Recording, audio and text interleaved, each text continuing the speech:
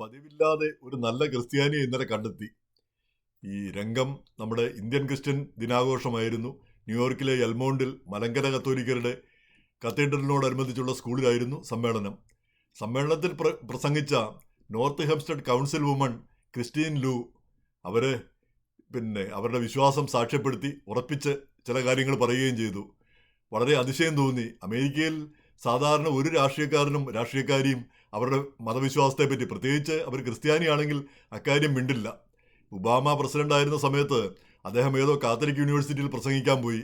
അവിടെ ചെന്നപ്പോൾ അവിടെ ചില ക്രിസ്തുവിൻ്റെയും മറ്റും പുണ്യവാന്മാരുടെയും ഒക്കെ ചില പ്രതിമകളുണ്ടായിരുന്നു. അതെല്ലാം മറച്ചു വെച്ചു. കാരണം അതൊന്നും പ്രസിഡന്റ് കാണാൻ പാടില്ല, പ്രസിഡന്റ് പ്രസംഗിക്കുന്ന സ്ഥലത്ത് അതൊന്നും ഉണ്ടാവാൻ പാടില്ല.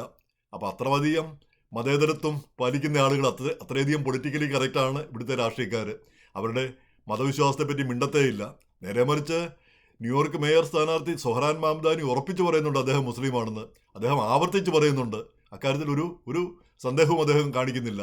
അപ്പം ന്യൂയോർക്കിൽ നിന്നുള്ള അസംബ്ലി വുമൺ ജെന്നിഫർ രാജ്കുമാർ അവരും പറയുന്നുണ്ട് അവർ ഹിന്ദുവാണെന്ന്. അപ്പോൾ അവർക്കാർക്കും അവരുടെ വിശ്വാസം എന്താണെന്ന് പറയുന്നതിന് ഒരു മടിയുമില്ല. ക്രിസ്ത്യാനികൾ അങ്ങനെ പറഞ്ഞ് കേൾക്കാറില്ലാത്തതുകൊണ്ടാണ് ഇത് അതിശയമായിട്ട് തോന്നുന്നത്. അപ്പോൾ ഇതിൽ മാംദാനിയുടെ കാര്യത്തിൽ പറയുകയാണെങ്കിൽ അദ്ദേഹം അതുമാത്രമല്ല, ഗ്ലോബൽ ഇന്തിഫാദ വേണമെന്ന് പറയുന്ന ഒരു വ്യക്തിയാണ്. ഇന്തിഫാദ എന്ന് നമ്മൾ ഉദ്ദേശിക്കുന്നത് ഈ ഇവർക്കെതിരെ ഈ ഇസ്രായേലികൾക്ക് എതിരെ ഉള്ള ആക്രമണം നടക്കുമ്പോഴൊക്കെ ഉപയോഗിക്കുന്ന ഒരു വാക്കാണ് ഇന്തിഫാദ. അത് ഇന്തിഫാദ 1, 2 എന്നൊക്കെ പറഞ്ഞ് നമ്മൾ കേൾക്കാറുണ്ട്. അങ്ങനെയല്ല അതിൻ്റെ അർത്ഥം എന്നാണ് മാംദാനി വിശദീകരിക്കുന്നത്. അങ്ങനെ ആയിരിക്കാം.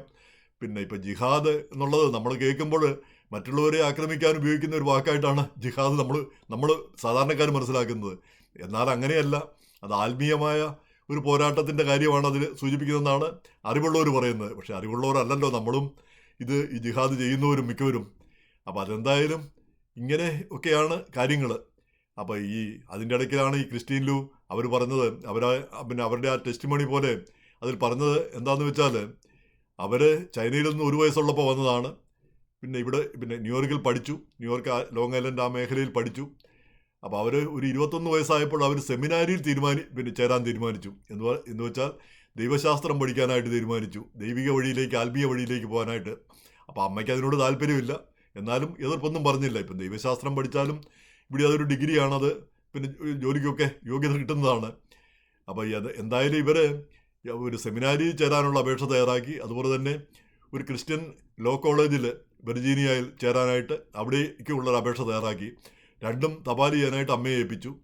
പിന്നെ കുറച്ച് ദിവസം കഴിഞ്ഞപ്പോഴത്തേക്ക് ഈ സെമിനാരിയിൽ നിന്ന് വിളി വന്നു. സന്തോഷമായി. അപ്പോൾ അഡ്മിഷൻ കിട്ടിയല്ലോ എന്ന് ഉറപ്പായി. അപ്പം അവർ വിളിച്ചിട്ട് പറയുന്നു, അവർക്ക് പലരുടെയും റെക്കമെൻഡേഷൻ കിട്ടി, ഇവരെ പറ്റിയുള്ള റെക്കമെൻഡേഷൻ ഇവരെ എടുക്കാൻ കൊള്ളാവുന്നതാണെന്ന് പറഞ്ഞ്. പക്ഷേ ഇവരുടെ അപേക്ഷ കിട്ടിയിട്ടില്ല എന്ന് പറഞ്ഞു. അപ്പോൾ അവർക്ക് വലിയ വിഷമമായി. അമ്മയോട് ചോദിച്ചപ്പോൾ അമ്മ ഉറപ്പായിട്ടും തപാൽ ചെയ്തിട്ടുണ്ടെന്നാണ് പറഞ്ഞത്. അപ്പം ഈ അപേക്ഷ ഇനി അയച്ചാൽ മതിയാകുമോ എന്ന് ഇവരെ അന്വേഷിച്ചു. എന്തായാലും ഇങ്ങനെ ഖിന്നയായി ഇരിക്കുമ്പോഴാണ് പിറ്റേ ദിവസം നോക്കുമ്പോഴുണ്ട് ലോ കോളേജിൽ നിന്ന് അഡ്മിഷൻ കിട്ടിയിരിക്കുന്നു. അവിടെ പ്രവേശനം കിട്ടിയായിട്ടുള്ള അറിയിപ്പ് വന്നു. അപ്പം ദൈവം അങ്ങോട്ടാണ് നിശ്ചയിച്ചിരിക്കുന്നത് എന്നുള്ളൊരു തോന്നലാണ് അവർക്കുണ്ടായത്. ഒരു വഴികാട്ടിയിരിക്കുന്ന അങ്ങോട്ടാണ്, അതുകൊണ്ട് അങ്ങോട്ട് പോകാം എന്നുള്ളൊരു ധാരണ വന്നു. പക്ഷേ അപ്പോഴും സംശയം. അവിടെ വിർജീനിയയിൽ ആരെയും പരിചയമില്ല, ഒരു കാര്യവും അറിയത്തില്ല, ഈ ന്യൂയോർക്ക് വിട്ടു പോയിട്ടില്ല. അപ്പോൾ പോകുന്നത് എങ്ങനെ? അപ്പോഴും ഒരു അങ്ങനെ സന്ദേഹത്തിലിരിക്കുമ്പോൾ അവർ ബൈബിൾ എടുത്ത് വായിക്കുന്നു. അപ്പോൾ അതിലൊരു വാചകം പ്രത്യേകമായിട്ട് പറയുന്നു, ഈ ദൈവം മോസസിനെ വഴി നടത്തി കൂടെ നിന്നു, ഓരോ കാര്യങ്ങൾക്ക് വേണ്ടിയും മുന്നോട്ട് നയിച്ചു. അതുപോലെ തന്നെ തൻ്റെ കൂടെയും ദൈവം ഉണ്ടാകും എന്നുള്ളൊരു പ്രതീക്ഷ ആ വാചകത്തിൽ നിന്ന് കിട്ടിയെന്നാണ് അവർ പറഞ്ഞത്. എന്തായാലും അവരുടെ വിശ്വാസം ഉറപ്പിച്ച് പറയാനായിട്ടും ധൈര്യം കാട്ടിയത് അതിശയമായിട്ട് തോന്നി. അങ്ങനെ ഒരു വേദി ആയതുകൊണ്ടായിരിക്കും അവർ പക്ഷേ അവർ അത് പറഞ്ഞതെന്ന് തോന്നുന്നു. അവിടെ പ്രസംഗിച്ച കോൺഗ്രസ്മാൻ ടോം സുവോസിയും അദ്ദേഹം കാത്തലിക്കാണ്. അദ്ദേഹം പറഞ്ഞത് ഈ ക്രൈസ്തവർക്കെതിരായിട്ടുള്ള ആക്രമണങ്ങൾ പല ഭാഗങ്ങളിലും നടക്കുന്നു, ഇന്ത്യയിൽ അടക്കം നടക്കുന്നു. അതിനെപ്പറ്റി ഈ ഭാഷകളിലൊക്കെ അക്കാര്യമൊക്കെ അറിയിക്കുന്നുണ്ട്. പക്ഷെ അതിനൊന്നും ഫലമുണ്ടാവുന്നില്ല. പല രീതിയിലും ആക്രമണങ്ങൾ ഉണ്ടാകുന്നു, പ്രശ്നങ്ങൾ ഉണ്ടാകുന്നു.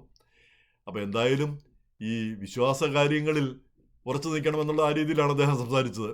അവിടെ സംസാരിച്ച ഈ എപ്പിസ്കോപ്പൽ ബിഷപ്പ് ജോൺ സി.ടിയുടെ പ്രസംഗം വളരെ ശ്രദ്ധേയമായിട്ട് തോന്നി. അദ്ദേഹം പറഞ്ഞത്, നമ്മളൊരു ചെടി നടുന്നു, ആ ചെടി നടുന്നു, അതുപോലെ തന്നെ അതിന് വെള്ളമൊഴിക്കാനും അതിന് പരിചരിക്കാനും ഒക്കെ മാത്രമേ നമുക്ക് അവകാശമുള്ളൂ, നമുക്ക് കഴിയുകയുള്ളൂ, ഒരു കർഷകന് കഴിയുകയുള്ളൂ.